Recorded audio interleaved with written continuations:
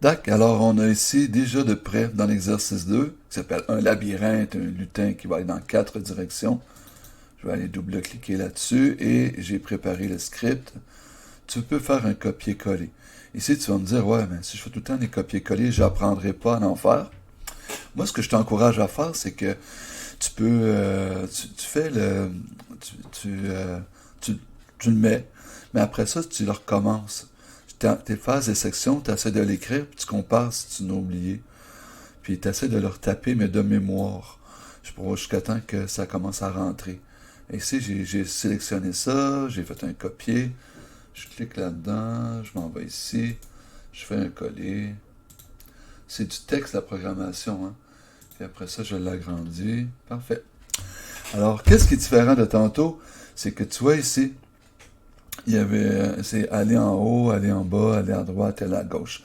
Ici, je n'ai pas configuré le projet pour aller le mettre en français.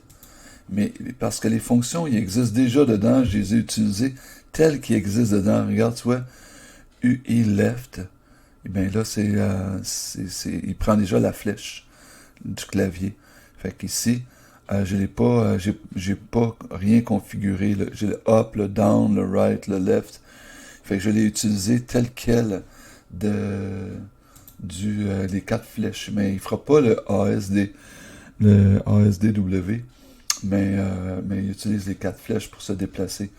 Mais c'est un petit raccourci, là. Si tu regardes, je vois avec le Y aussi. Motion Y, ça veut dire de haut en bas. Pour aller en haut, maximum speed. Tu vois ici, je l'ai mis à 200, mais tu peux changer, toi, puis t'amuser avec. Mais mettons 150.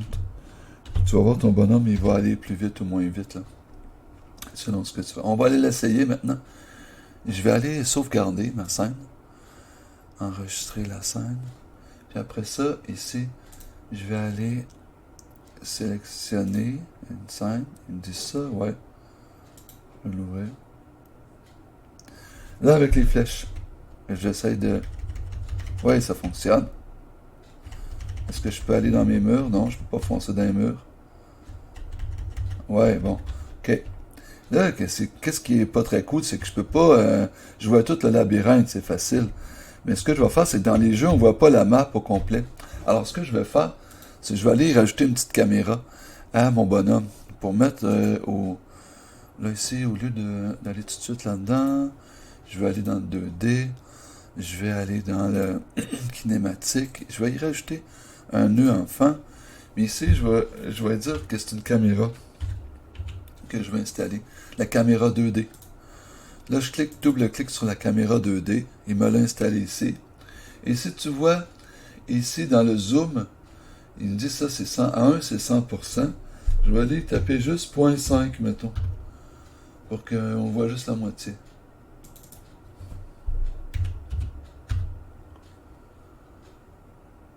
Parfait.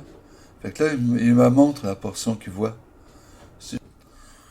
Et voilà, ici, il faut cliquer sur Current pour activer ça, pour que ça soit autour de notre personnage. Alors, ici, si on l'essaye, alors on voit que notre personnage, on voit pas le labyrinthe au complet, donc on verrait pas notre tableau au complet. Puis, on voit que les flèches fonctionnent pour le déplacer à l'intérieur du labyrinthe. Oh, tu vois ici, au centre, tadam, j'ai pas mis de mur. Il va pouvoir aller dans cette région-là. Voilà, c'est fini pour le deuxième exercice.